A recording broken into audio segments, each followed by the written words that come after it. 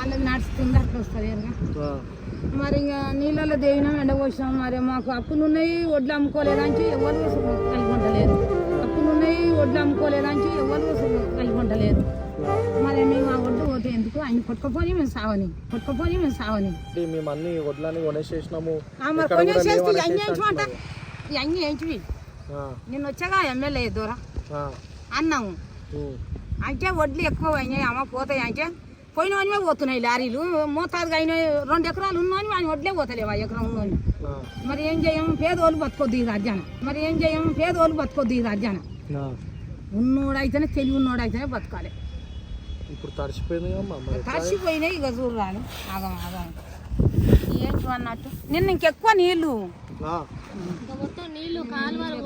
ఇబ్బంది అయితే ఎట్లా లాస్ అయితే మరి మేము ఏం చేయం? మొత్తుకొని రోజు ఏడుస్తున్నాం.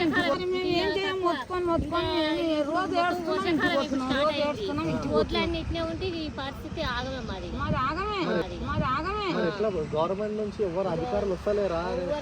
ఇల్లు కట్టుకున్నాము, అప్పు చేసుకున్నాం. అయ్యా అప్పన చేసుకున్నాం అంటే ఓట్లు ఆగలేకపోతున్నాం. ఇంకా మేము ఇంకెందుకు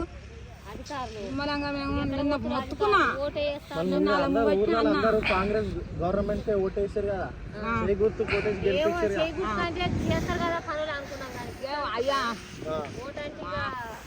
అంటే మన దూర దగ్గర ఉంటాడు, మన కన్నీ మంచిగా